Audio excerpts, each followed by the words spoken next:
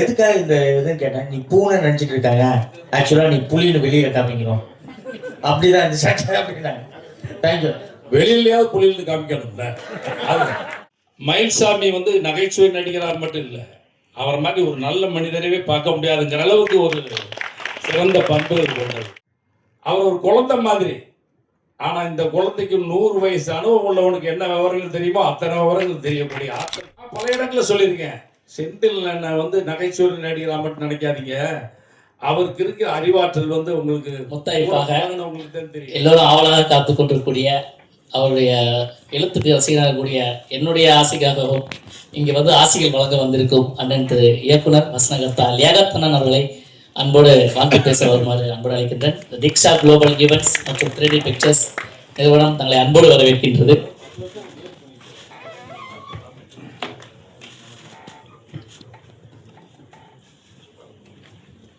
அன்பு தம்பி, இன்னும் சொல்ல போனா உடன்பரவாத தம்பி சுகுமார் மீது காதலோடு வந்து மேடையில் அமர்ந்திருக்கின்ற என் அன்பு சொந்தங்களே, அதே காதலோடு அரங்கத்தில் வந்து அமர்ந்திருக்கின்ற என் சகோதர சகோதரிகளே, உங்கள் அனைவருக்கும் என் அன்பு வணக்கம். இந்த மேடையை சந்தோஷத்துல கண்கலங்கிற மேடையாகவும் இருந்தது, ஒரு சின்ன கலக்கத்தோட கண்கலங்கிற மேடையாகவும் அமைஞ்சிருச்சு. அன்பு சகோதரர் மயில்சாமியோட பிள்ளைய பார்க்கும்போது மயில்சாமியோட நினைவுகள். மயில்சாமி வந்து நகைச்சுவை நடிகராக மட்டும் இல்லை, அவர் மாதிரி ஒரு நல்ல மனிதரவே பார்க்க முடியாதுங்கிற அளவுக்கு ஒரு சிறந்த பண்புகள் கொண்டது. அவர் இந்த உயரத்தில் இருக்கும்போது இவ்வளவு சம்பாதிக்கும் போதே இவ்வளவு அள்ளி கொடுத்தாருன்னா, அவர் பெரிய முன்னமும் சம்பாதிச்சிருந்தா இவ்வளவு கொடுத்துருப்பாரு. இறைவன் அந்த நல்ல மனிதர்கள் தான் சீக்கிரம் கூப்பிட்டுக்கிறாங்க. அந்த வரிசையில் அன்பு சகோதரர் ரோபா சங்கருடைய மனைவி வரும்போது கூட பார்த்தேன். நான் மறைந்தாலும் என்னுடைய புகழும் பெருமையும் எப்போ இருந்துகிட்டே இருக்கிறதுக்கு அடையாளமாக தான் தமிழக அரசு, உங்களுக்கு தமிழ்நாடு அரசு 2 விருது உங்க குடும்பத்துக்கு வழங்குது.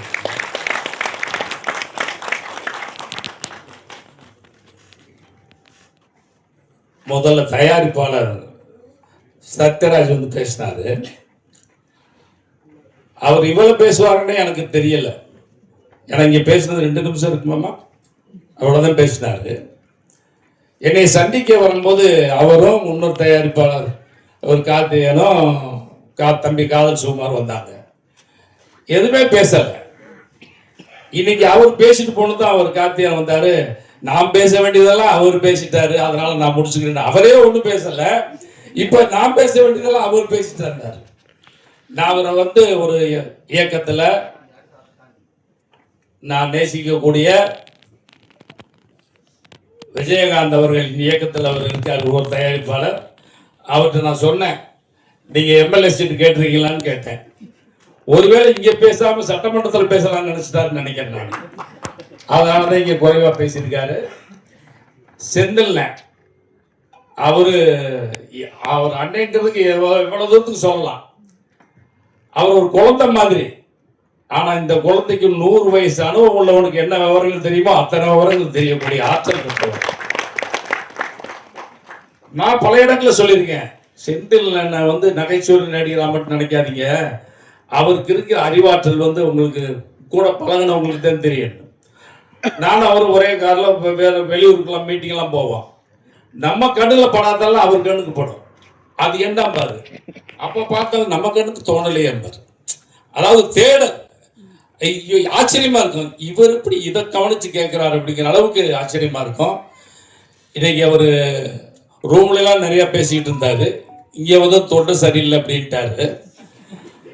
இருந்தாலும் அவர் பேசுறத விட மனதார ஆசிகள் வழங்குறது வந்து மிகப்பெரிய விஷயம். இவ்வளவு நேரம் வந்து எல்லாரும் வாழ்த்தி பேசுறத பார்த்துட்டு இருக்காருன்னா, சுகுமார் வாழ்த்துறத இங்க அரங்கத்துல 2 பேர் ரொம்ப ரசிச்சு பார்க்குறாங்க. யார் தெரியுமா? என்னுடைய பொண்ணு, சுகுமாருடைய மனைவியும் பொண்ணும். ஆனா இந்த அரங்கத்தை விட்டு போகும்போது 10 வயசு குறைஞ்சு போவாங்கன்னு நினைக்கிறேன். அவ்வளவு மயில் இல்லை, ஒரு தன் கணவரையோ குடும்ப உறுப்பினரையோ பாராட்டும் போது அது உள்ளத்திலிருந்து வர்ற மகிழ்ச்சி எப்படிப்பட்ட மகிழ்ச்சிங்கிறத நான் பார்த்தேன். அந்த பாராட்டுக்கு தகுந்தவர் தான் என் தம்பிங்க சுகுமாருங்கிறதுக்காக நான் சொல்றேன். நான் இப்போ இந்த முன்மொழிகள்ங்கிற புக்கை எல்லாம் மேடையில் கொடுத்தாங்க. இதை வந்து ஃபர்ஸ்ட் எடிஷன் வர்றதுக்கு முன்னாடி தம்பி 2 வருஷத்துக்கு முன்னாலே எனக்கு வந்து கொடுத்தாரு சுகுமார். சுகுமாருடைய இந்த புக்கை படிக்கிறது மட்டும் இல்லை, அவருடைய ஃபேஸ்புக் பதிவுகள் மற்ற பதிவுகள்லாம் பார்க்கும்போது நான் மனசார சொல்லியிருக்கேன், நான் உனக்கு இவ்வளவு ஆற்றல் இருந்துக்கிட்டு ஏன் நீ இன்னும் வரல கேட்பேன். நான் ஒரு கேமராமேன் இன்னொரு கேமராமேனை மனசார பாராட்ட மாட்டாங்க, ஒரு இயக்குனர் இன்னொரு இயக்குனரை மனசார பாராட்ட மாட்டாங்க, ஒரு நடிகர் இன்னொரு நடிகர் இல்லை, அதே மாதிரி ஒரு எழுத்தாளர் இன்னொரு எழுத்தாளனை வந்து மனசார பாராட்ட மாட்டாங்க. ஆனால் நான் காதல் சுகுமார சில வருஷங்களுக்கு முன்னாடி சொன்னேன், நீ மிகப்பெரிய எழுத்தாளனாக வர வேண்டிய சுகுமார், ஏன் வரல நான் கேட்டிருக்கேன், நான் ரசிச்சிருக்கேன். ஏன்னு சொன்ன அந்த பாராட்டுற குணம் எப்படி வந்துச்சுன்னா, பல பேர்த்து கத்துக்கிட்டேன். கலைஞரை பார்க்க போயிருந்தான், அவர் முதலமைச்சர் இருக்காரு. அப்ப பார்க்கும்போது நானும் விஜயகாந்த் வரும் போயிருக்கோம். எனக்கு அண்ணா வருது, அவருக்கு எம்ஜிஆர் வருது கிடைச்சிருக்கு. சால்வா மலையெல்லாம் போட்டுட்டு இந்த நிகழ்ச்சி சொல்றதுக்கு ஒன்று இருக்காருன்னு பேசிட்டு இருக்கும்போது பின்னால தம்பி உதயாவோட அப்பா ஏழு அலாவ் பண்ணிருக்காரு. அவர் ரொம்ப கலைஞருக்கு ரொம்ப நெருக்கம், திமுக இருக்காரு. பேசல வந்து கடவுள்னு படம் வேலுப்பிரபார இயக்கிற படம் வந்திருக்கு, எப்படியா இருக்கு அலாப்பா படம், கடவுள் எப்படி படம் எப்படின்னாரு. அவர் சொன்னார் பரவாயில்ல என்ன அப்படின்னு.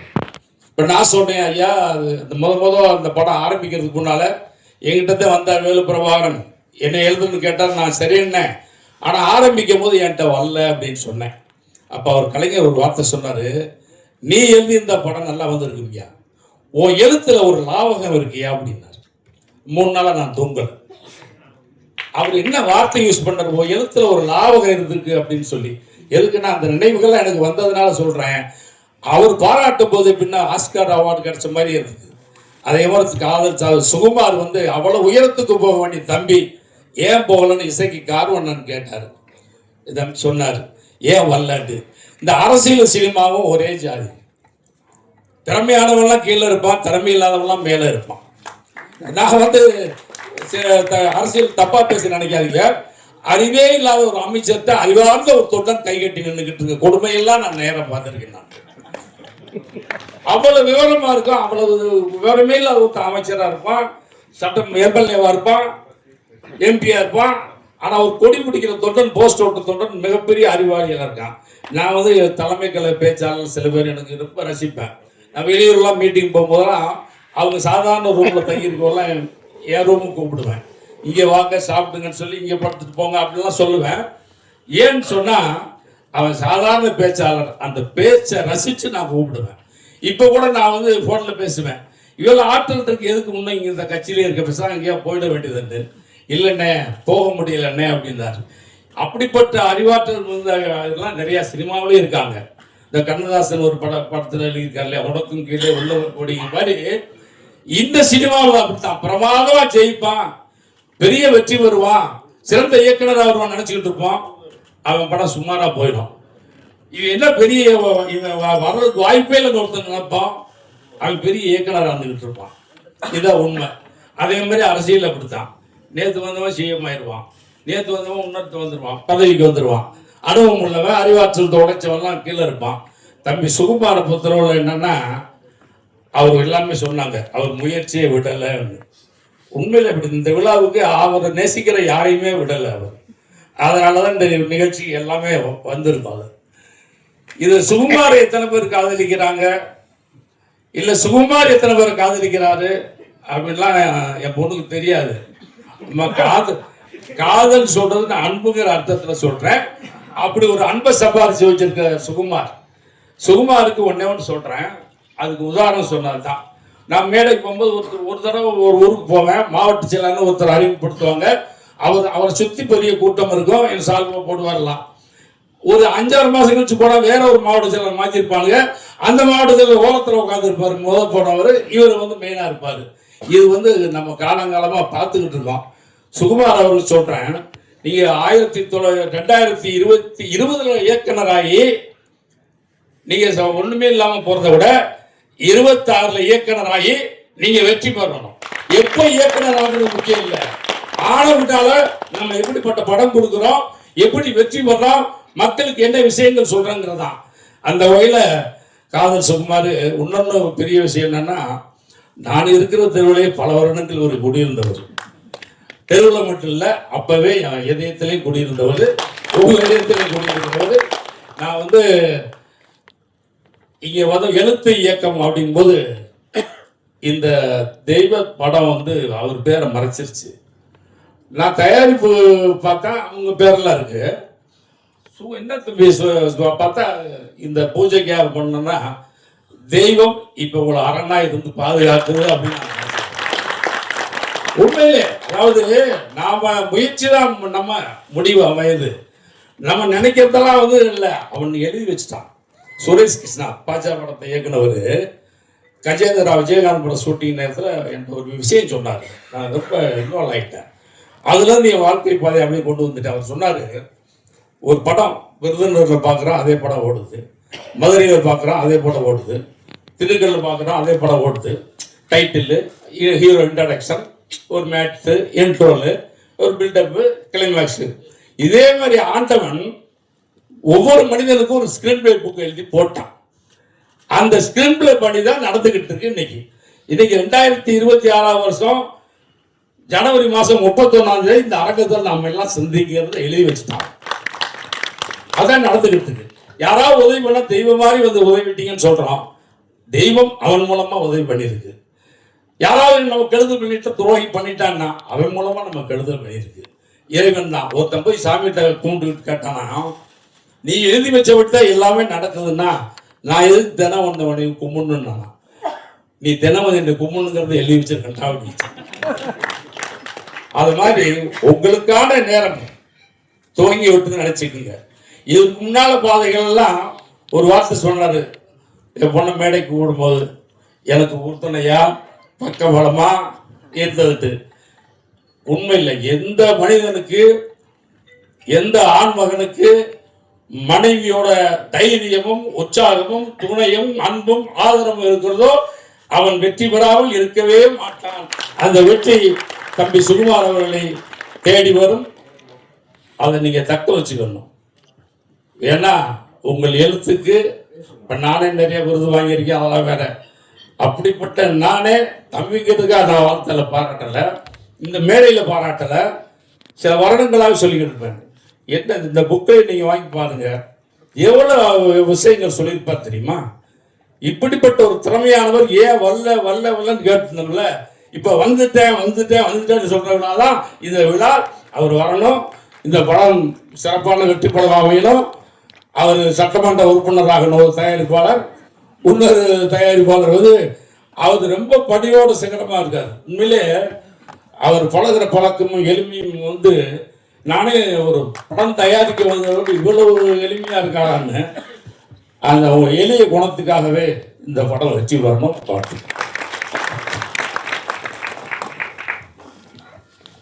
உங்களை போய் சொல்லலையே, இவர் மொட்டை எப்படி இருக்குன்னு கேட்டாரு. சூப்பரா இருக்குன்னு. மொட்டை மட்டும் இல்ல, இவர் சட்டையும் சூப்பரா இருக்கு.